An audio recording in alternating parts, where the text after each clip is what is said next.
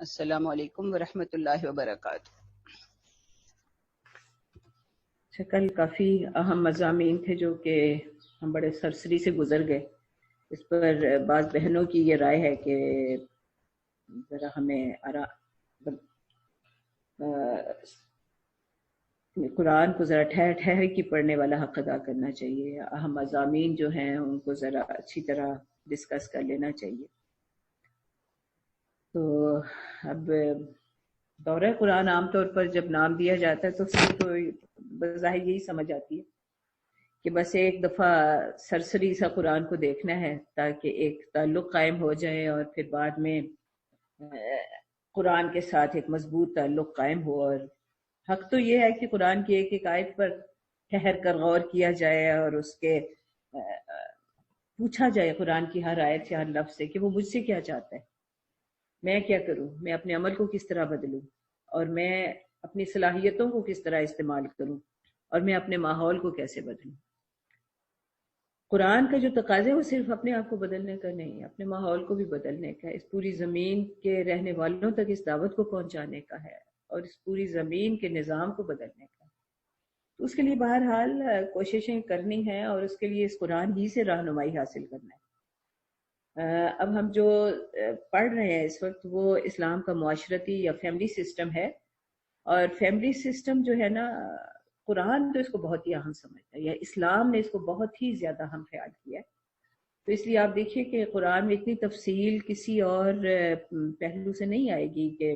تم نماز کیسے پڑھو، یا کوئی تفصیل نہیں ہے۔ روزے کا صرف ایک دفعہ حکم ہے قرآن میں اور اس کی کوئی بہت زیادہ تفصیلات نہیں ہے۔ لیکن آپ دیکھیے کہ یہ نکاح اور شادی کا معاملہ ایسا ہے کہ یعنی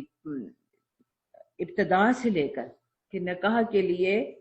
جس فرد کے ساتھ تعلق قائم کرنا ہے اس تک کی ہدایت دی کہ وہاں پر بھی ذرا غور سے، ٹھہر کے، اطمینان سے،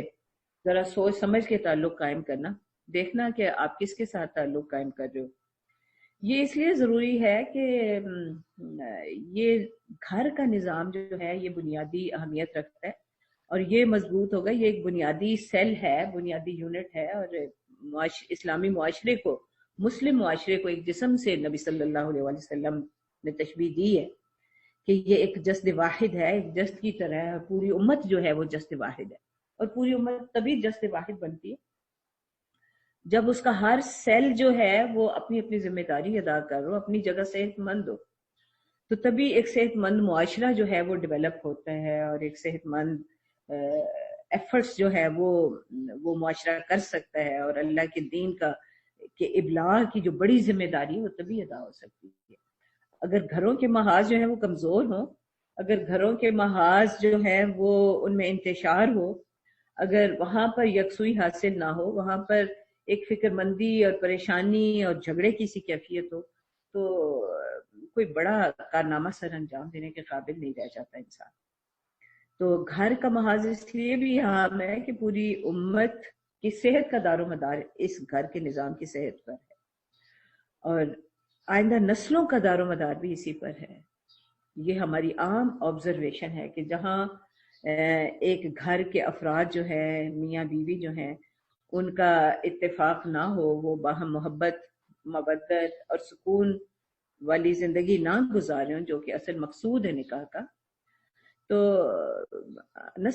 آئندہ نسل جو ہے وہ ایک طرح کی رل جاتی ہے، پریشان ہو جاتی ہے، اور اس کی تربیت سب سے زیادہ متاثر ہوتی ہے۔ تو بلکہ سب سے زیادہ غالباً متاثر بھی وہ بچے ہی ہوتے ہیں، پورا معاشرہ ہی ہوتا ہے ایک لحاظ سے، لیکن بچے تو بہت ہی زیادہ متاثر ہوتے ہیں۔ تو اسلام تو یہ چاہتا ہے کہ اس کے ازواج بھی اور اس کے بچے بھی، ذریات بھی، یعنی وہ آنکھوں کی ٹھنڈک ہو ایک دوسرے کے لیے۔ تو ہم میں سے ہر ایک کو ایک دوسرے کے لیے آنکھوں کی ٹھنڈک بننا ہے۔ دعا بھی یہی کی جاتی ہے، ربنا هب لنا من ازواجنا وذریاتنا قرۃ اعین واجعلنا للمتقین اماما۔ تو یہ دو مقصود ہیں کہ ایک دوسرے کی آنکھوں کی ٹھنڈک بھی ہو اور معاشرے میں تقوی کی سربراہی کے، تقوی کی امامت کے منصب پر فائز۔ تو یہی کوشش کرنا ہے، اور انہی کو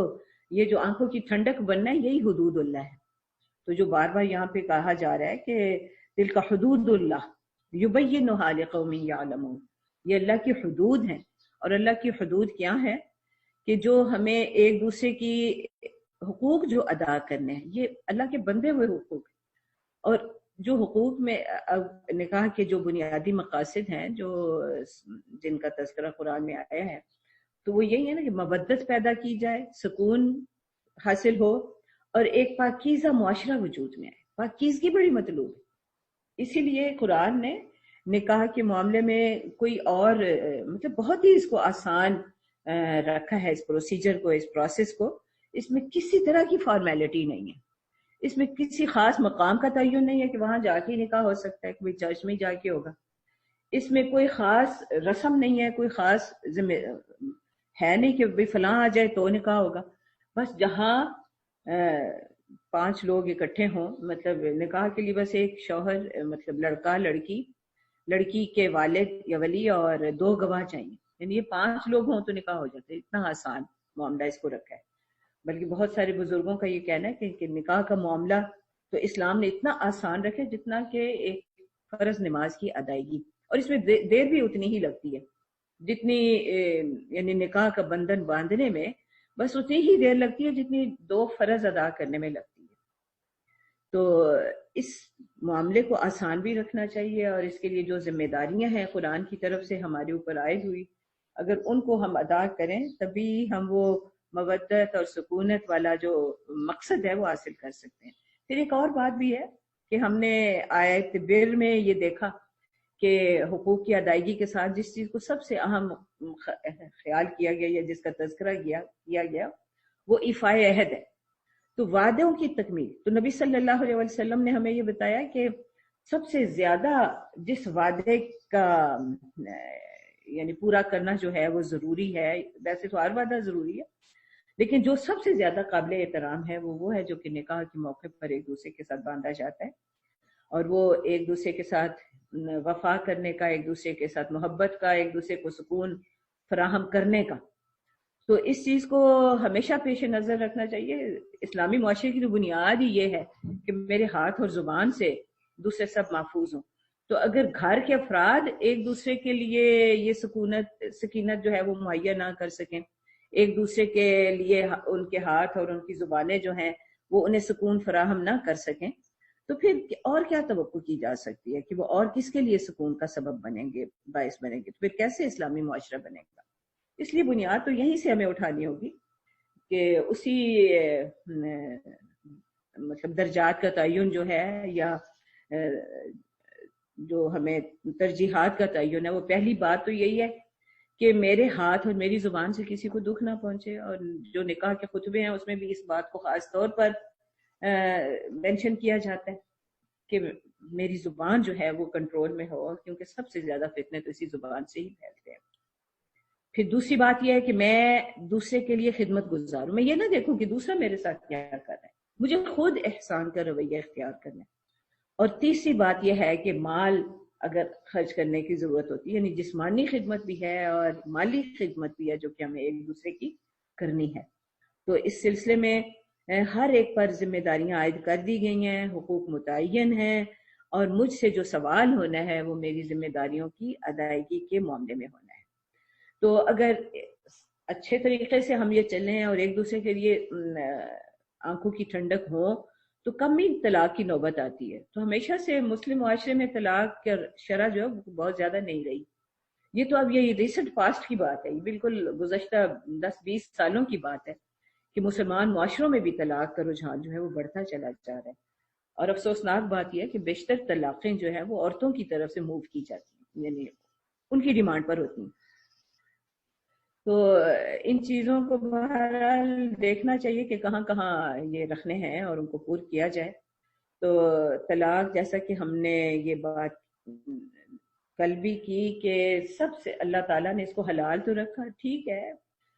2 فرد بعض اوقات بہت ہی اچھے ہوں گے شوہر اور بیوی، لیکن مزاج نہیں ملتے اور نہیں ایک دوسرے کے ساتھ رہ پاتے، تو طلاق بہرحال صحابہ کرام میں بھی ہوئی، ان میں بھی اس معاشرے میں بھی جو پاکیزہ ترین معاشرہ تھا انسانوں کا،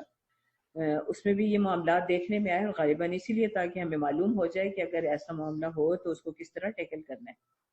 تو اسی لیے یہاں پر آپ دیکھیے کہ طلاق کے معاملوں کو کتنا وضاحت سے بتایا جا رہا ہے کہ اگر علیحدگی اختیار کرنی بھی ہے اس کے لیے کیا پروسیجر ہوگا، کیا طریقہ ہوگا. کچھ یہاں پر اور پھر سورہ نساء میں تو اور بھی وضاحت سے ان باتوں کو جو ہے وہ بتا دیا گیا ہے. تو کل جو ہم نے پڑھا کہ اللہ تعالیٰ نے اگرچہ اس کو حلال کیا لیکن سب سے زیادہ ناپسند جو ہے حلال کاموں میں وہ طلاق ہے. اور طلاق یا میاں بیوی کی علیحدگی جو ہے وہ ایک طرح کا پورے معاشرے کو ہلا ڈالنے والا معاملہ ہے. جو کہا جاتا ہے کہ آسمان ہل جاتے ہیں، زمین ہل جاتی ہے، تو دراصل اس سے پورا معاشرہ جو ہے وہ ایک شٹر ہو جاتا ہے، ایک ہل کے رہ جاتا ہے. تو حتی الامکان بہرحال کوشش یہی کرنی ہے کہ یہ رشتے پائیدار ہوں اور پائیداری کی نیت کے ساتھ ہی ان کو استوار کیا جاتا ہے. تو اور دیکھیں آپ بار بار یہاں پہ ان کو حدود اللہ کہا جا رہا ہے، اس رشتے کو قائم رکھنا، قائم کرنا. تو یہیں پہ اب ہم طلاق کے کچھ معاملات کل پڑھ چکے ہیں، اب آگے چلتے ہیں. اعوذ باللہ من الشیطان الرجیم. وَإِذَا طَلَّقْتُمُ النِّسَاءَ فَبَلَغْنَ أَجَلَهُنَّ، اور جب تم عورتوں کو طلاق دے دو تو ان کی اور وہ اپنی عدت کو پوری کر لیں، اپنی عدت کو پہنچ جائیں. اور عدت کا بھی ہم نے کل کر لی تھی بات. اس میں جو ایک اہم بات ہے وہ یہ بھی ہے کہ عدت جو ہے وہ اس وقت ہوتی ہے جب کہ نکاح کے بعد رخصتی ہو جائے، میاں بیوی اکٹھے رہتے ہیں اور پھر طلاق کی نوبت آتی ہے تو پھر عدت ہے. اور عدت کے معاملے میں اسلام نے وضاحت کی ہے کہ وہ 3 قروء ہوں گے اگر پیریڈز آتے ہیں، اور اگر پیریڈز نہیں آتے، اور پیریڈز نہیں آتے تو وہ مینوپوزل سٹیج بھی ہو سکتی ہے اور پری مینارکی سٹیج بھی ہو سکتی ہے. تو پری مینارکی میں اس کا مطلب یہ ہے کہ اگر پری مینارکی ہو سکتی ہے اور تمام مفسرین کا اس کا اتفاق ہے، اس کا مطلب یہ ہے کہ اسلام کو معاشرے کی پاکیزگی اتنی زیادہ مطلوب ہے کہ وہ بلوغت سے پہلے بھی نکاح اور رخصتی کر دینے کو مطلب کہتا ہے کہ وہ بے شک کر دو، لیکن معاشرے میں عصمت اور عفت کے معاملے پہ کوئی سمجھوتا نہیں ہوگا. تو بہرحال جب عدت پوری ہو جائے فلا تعدلوهن ان ينكحن ازواجهن اذا تراضوا بينهم بالمعروف، اور پھر اگر وہی ازواج دوبارہ آپس میں ملنا چاہیں، دوبارہ نکاح کرنا چاہیں تو معروف طریقے سے، تو اس میں کسی طرح کی کوئی رکاوٹ نہ ڈالنا.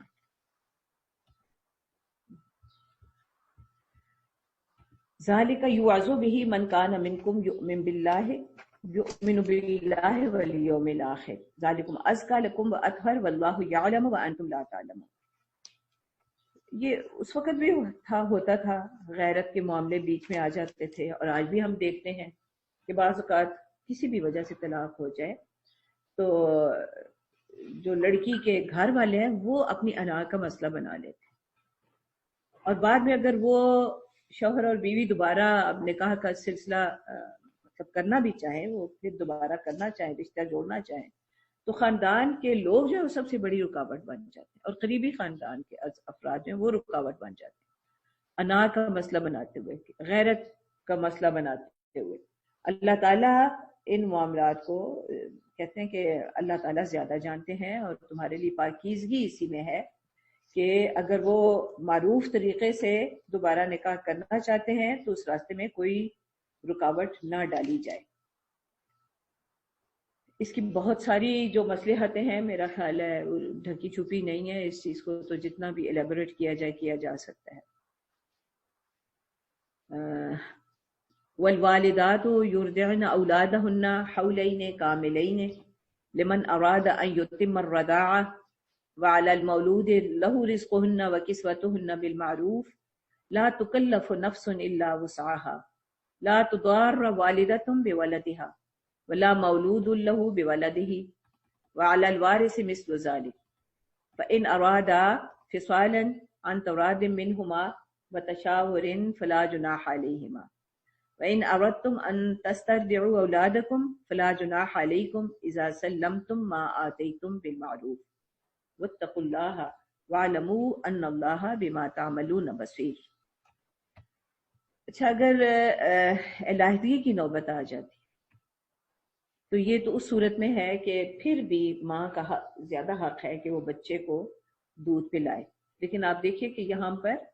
کہا یہ جا رہا ہے، اس کا یہاں ان آیات میں ایک تو رضاعت کی مدت کا تعین بھی ہو گیا، اور دوسرا یہ بھی پتہ چل گیا کہ اگر علیحدگی کی نوبت آتی ہے تو پھر کیا ہوگا. یہاں پہ حولین کاملین، پہلی بات تو یہ ہے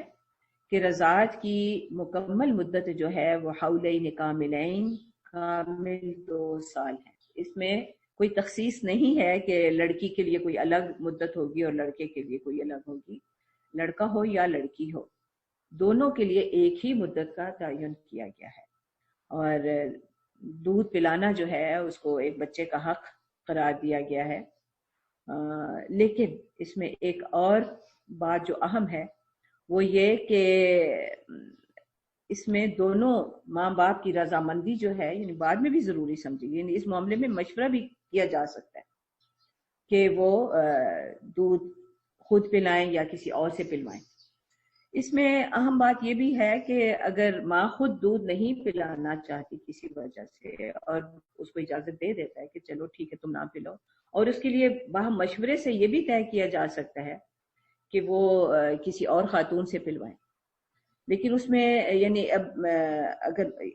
ماں جو ہے وہ خود بھی یعنی کوئی ماں جو ہے، اس میں رضاعت کے بہت سارے مسائل آ جاتے ہیں، اس لیے کہ رضاعت کو اسلام نے اتنا عام سمجھا ہے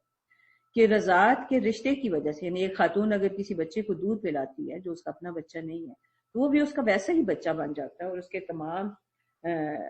احکام ویسے ہی ہوتے ہیں جیسے ایک اپنے بچے کے، سوائے اس کے کہ وہ وراثت میں حصہ دار نہیں ہوتا. تو ان تمام معاملات کو بڑا دھیان سے دیکھنے والا ہے، اور کوئی کسی عورت کو یہ اجازت نہیں دی گئی کہ وہ اپنے شوہر کی مرضی کے بغیر کسی دوسرے بچے کو دودھ پلائے. اسی طرح کسی کو یہ بھی اجازت نہیں ہے کہ وہ کسی عورت کو یہ اجازت نہیں ہے کہ وہ اپنے بچے کو اپنے شوہر کی اجازت کے بغیر کسی دوسری عورت کا دودھ پلوائے. یہ معاملات جو ہیں باہم رضامندی سے ہوں گے. اور اگر طلاق کی نوبت آتی ہے تو طلاق کی عدت حاملہ خاتون کے لیے تو وضع حمل تک ہے، لیکن طلاق کا ایک اہم حکم یہ ہے کہ جب تک عدت مکمل نہ ہو جائے عورت جو ہے وہ شوہر کے گھر ہی میں رہے. تو بعد میں اگر وہ علیحدہ اپنی رہائش اختیار کرتی ہے اور وہ بچے کو دودھ پلاتی ہے تو جب تک وہ دودھ پلاتی ہے تو اس خاتون کا بھی اگرچہ مطلب عدت مکمل ہو جائے تو شوہر پر اب نان نفقے کی ذمہ داری نہیں ہوتی، لیکن اگر وہ اس شوہر کے بچے کو جا رہی ہے تو اس کے لباس اور باقی جو خرچے ہیں رزق ہننا و کسوت ہننا وہ سارے جو ہیں وہ شوہر کے ذمے رہتے ہیں. اور وہ جب تک یعنی اگر وہ 2 سال دودھ پلاتی ہے تو 2 سال تک بچے کا خرچہ تو دے گا ہی باپ، بچے کی ماں کا خرچہ بھی جو ہے نا وہ اس کے ذمے ہوتا ہے. اور اگر کسی باہم مشورے سے یہ طے ہو جائے کہ کسی دوسری خاتون سے دودھ پلوانا ہے تو ایسا بھی کیا جا سکتا ہے، اور دوسری خاتون کے ساتھ معاملہ بھی کیا جا سکتا ہے اور اس کو معاوضہ بھی اس کا ادا کیا جا سکتا ہے. لیکن یہاں پر وہ جو بریسٹ ملک بینکس جو ہیں اسلام میں ان کا کوئی کانسیپٹ نہیں ہے. اور جیسا کہ یہ اتنا اہم معاملہ ہے کہ شادی بیاہ تک یعنی وہ محرم ہو جاتے ہیں بچے ایک دوسرے کے لیے، اور والدین مطلب ماں کے لیے وہ سارا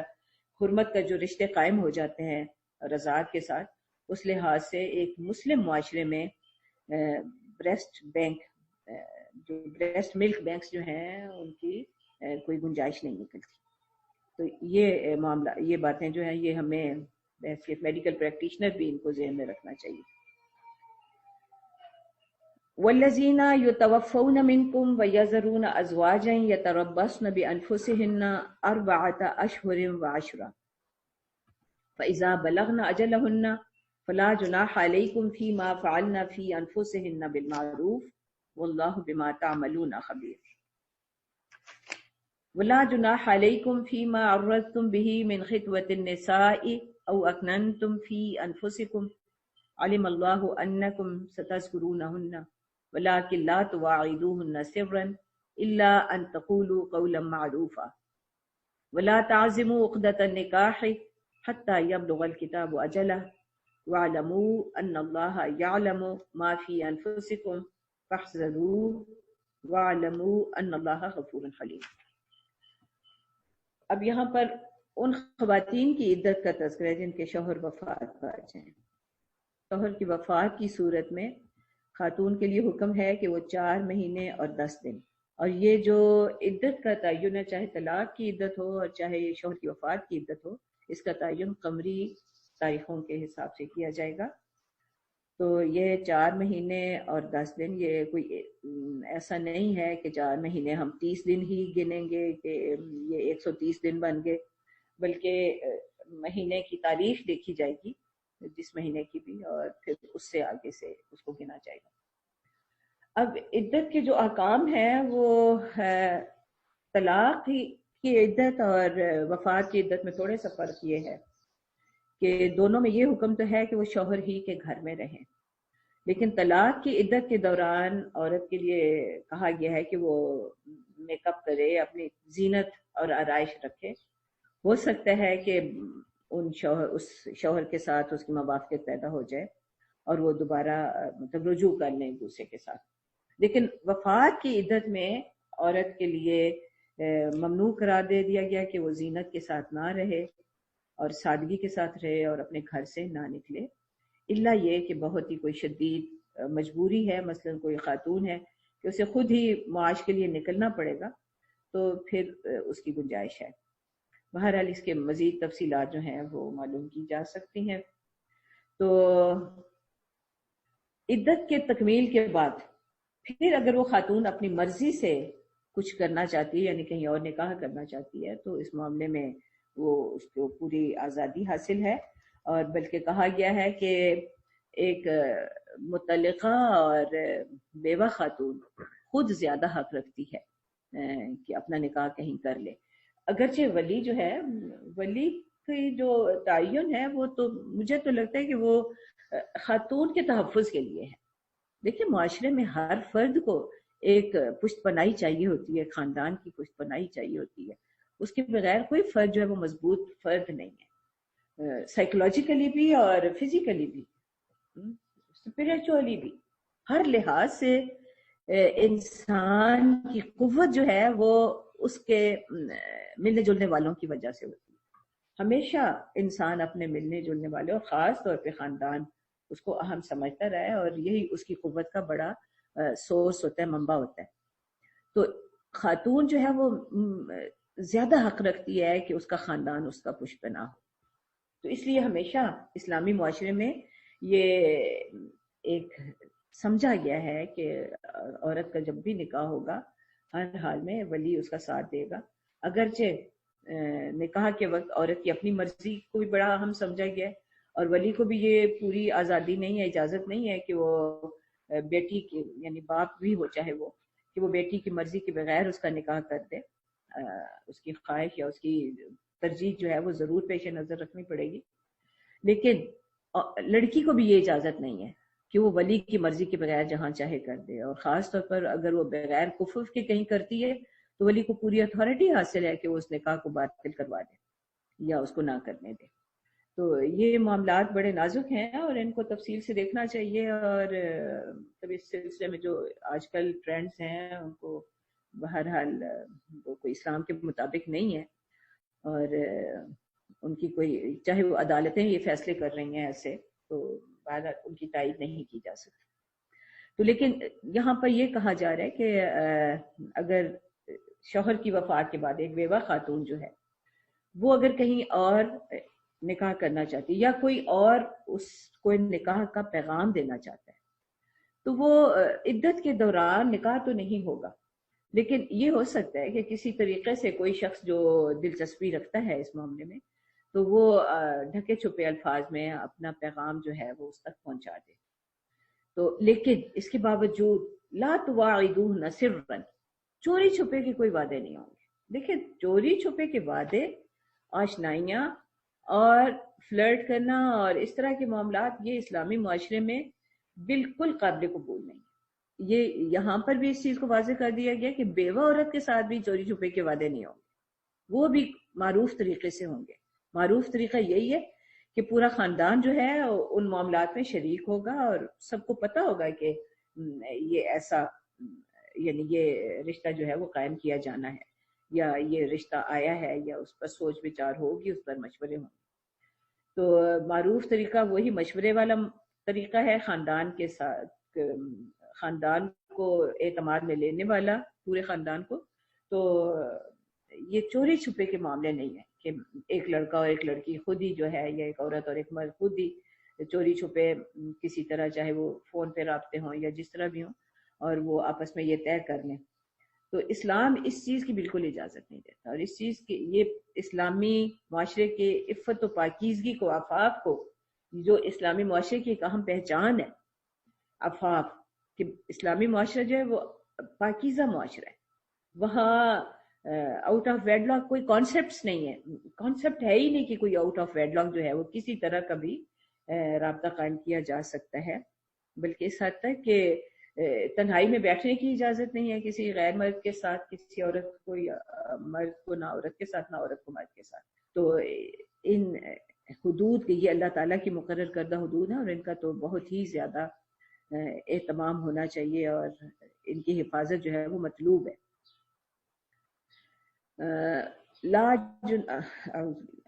لا جناح علیکم ان طلقتم النساء ما لم تمسوهن او تفرضوا لهن فريضة ومتعوهن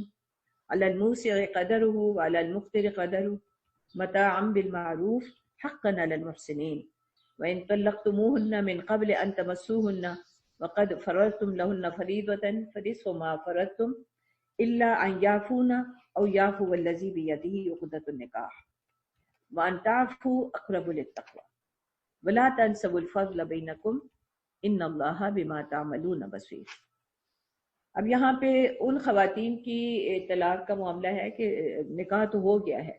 لیکن رخصتی نہیں ہوئی اور ابھی وہ شوہر کے ساتھ نہیں گئی، تو کسی بھی وجہ سے طلاق کی نوبت آ جاتی ہے، تو اس صورت میں دو باتیں ہیں۔ ایک تو یہ کہ اگر نکاح ہو چکا ہے لیکن رخصتی نہیں ہوئی تو پھر اس خاتون پر کوئی عدت نہیں ہے۔ دوسری بات یہ ہے کہ مہر جو مقرر کیا گیا ہے اس کا نصف جو ہے وہ ادا کیا جائے گا، یعنی ان آیات میں جتنا بھی مقرر ہوا ہے مہر کا تعین جو ہے وہ نکاح کے ساتھ ہی بڑا ضروری ہے، اور نکاح کے ساتھ مہر نہ مقرر ہو یا ادائیگی کی نیت نہ ہو، لکھ بھی دیا جائے کہ جی اتنا ہوگا اور ادائیگی کی نیت نہ ہو تو اس نکاح کو باطل ہی سمجھا جاتا ہے۔ تو یہاں پر یہ بات اہم ہے کہ اس خاتون کو بھی جس کے ساتھ صرف نکاح ہوا ہے، رخصتی نہیں ہوئی، اس کو بھی اس کا نصف جو مہر ہے وہ ادا کیا جائے گا۔ اس میں دو صورتیں پھر ہیں کہ چاہے تو وہ عورت جو ہے وہ آدھا نہ لے اور کہے کہ نہیں مجھے نہیں چاہیے، جب رشتہ ہی نہیں رہا تو میں نہیں لیتی، وہ کر سکتی ہے ایسے۔ اور یہ بھی ہو سکتا ہے کہ مرد جو ہے کے بجائے پورا مہر ادا کر دے۔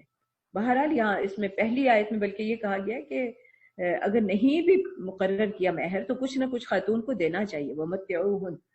کوئی سامان، کوئی جوڑے، کوئی مطلب کچھ بھی، کوئی تحائف، کچھ نہ کچھ اس کے لیے ہونے چاہیے، اور ہر شخص جو ہے وہ اپنی قدرت کے مطابق علی الموسع قدرہ وعلی المقتر قدرہ، کہ جس کے پاس وسعت ہے وہ اپنی حیثیت کے مطابق دے گا، اور جو تنگ دست ہے وہ اپنی حیثیت کے مطابق دے گا۔ اس معاملے میں کسی کو ستایا نہیں جائے گا، اور ایسا نہ ہو، مطلب یہ ایسے معاملات ہیں کہ ان کے لیے مسلم معاشرے میں قرضوں کی نوبت نہیں آتی تھی کہ شادی کرنی ہے جی قرضہ دے دیں، بھی شادی کے لیے قرضے کی کیا ضرورت ہے، جتنا تمہارے پاس ہے ان ریسورسز میں کرو شادی، اس کے لیے کون سا خرچہ اللہ نے لازم کیا؟ نہ دعوتیں لازم ہیں، نہ کوئی مطلب مہر بھی حسب حیثیت ہے، جتنی حیثیت ہے کسی کی بس اتنا ہی ہے، حتیٰ کہ اگر لوہے کے چھلے پہ بھی کوئی خاتون جو ہے وہ تیار ہے نکاح کرنے پہ، یا تو وہ بھی ہو سکتا ہے قرآن کی آیات جو ہیں وہ اگر شوہر سکھا سکتا ہے عورت کو، عورت اس پر راضی ہے